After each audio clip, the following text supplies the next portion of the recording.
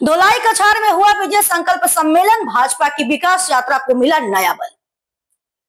आज कछार के धोलाई क्षेत्र में भारतीय जनता पार्टी द्वारा आयोजित विजय संकल्प सम्मेलन में अपार जनसमूह और जोश से लबरेज कार्यकर्ताओं की उपस्थिति ने पूरे आयोजन स्थल को जोश और ऊर्जा से भर दिया। इस ऐतिहासिक आयोजन के मुख्य वक्ता थे असम भाजपा के प्रदेश अध्यक्ष दिलीप सैकिया जी। अपने प्रेरणादायक भाषण में श्री सैकिया ने भारतीय जनता पार्टी की मूल विचारधारा को स्पष्ट करते हुए कहा कि भाजपा की प्रतिबद्धता है सशक्त स्थानीय प्रशासन के माध्यम से जमीनी स्तर पर लोकतंत्र को मजबूत बनाना। उन्होंने विशेष रूप से पंचायती राज प्रणाली की महत्ता पर बल दिया और बताया कि कैसे पंचायती विकास कार्यों के क्रियान्वयन में महत्वपूर्ण भूमिका निभा रही है। उन्होंने भाजपा सरकार द्वारा किए गए बुनियादी ढांचे के विकास, सामाजिक कल्याण और सुशासन जैसी जुड़ी उपलब्धियों को भी विस्तार से रखा। उन्होंने कार्यकर्ताओं से आह्वान किया कि आने वाले दिनों में एकजुट होकर पार्टी की नीतियों और योजनाओं को गांव-गांव तक पहुंचाया जाए। यह सम्मेलन केवल एक राजनीतिक कार्यक्रम न होकर भाजपा की दृढ़ प्रतिबद्धता का प्रतीक बना, जिसमें पार्टी नेतृत्व और कार्यकर्ताओं ने मिलकर भविष्य की सुनियोजित रणनीति तैयार की।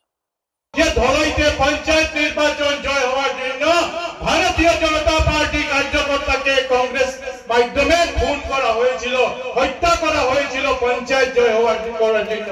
জনগণ, আসামের জনগণ এই কংগ্রেসীদেরকে বাড়িতে পৌঁছে দিয়েছে। আজকে প্রার্থী খুঁজে পাচ্ছে না।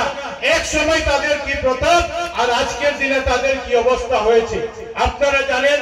রাজ্যিক সভাপতি মহাশয় রাজ্যের কথা বলবেন, আমি শুধু কাছাড়ের দুটি কথা আপনাদের সম্মুখে বলতে চাই। ভারতীয় জনতা পার্টি প্রথমবার এই জেলায় কোন রাজনৈতিক দল কংগ্রেসের সময় আমরা দেখেছি কংগ্রেস কিভাবে পঞ্চায়েত নির্বাচন বিভিন্ন নির্বাচনে কারচুপি করত, আর এবার প্রথমবার আমরা বলতে পারি যে এবার আসামে একটা সুষ্ঠু নিরপেক্ষ পঞ্চায়েত নির্বাচন হতে যাচ্ছে। আমরা কাছাড়ে 25টার মধ্যে দুটো জেলা পরিষদ আমরা জয় করতে পেরেছি। আমরা কাছাড়ে 162টার মধ্যে আমরা 34টা কব বিশাল যে কংগ্রেস সম্ভবত কোন ঠাই তেলুগেন এটাও সিট জিতাই আনবেন আর এটা আপনারা প্রমাণ পেয়েছেন। এখানে মঞ্চে বসে আছেন আমাদের নির্বাচিত বিনা প্রতিদ্বন্দ্বিতায় জেলা পরিষদরা এপিরা গ্রুপের সদস্যরা বসে আছে। কংগ্রেস দিতে পারেনি তার জন্য। আর বাকিটা যখন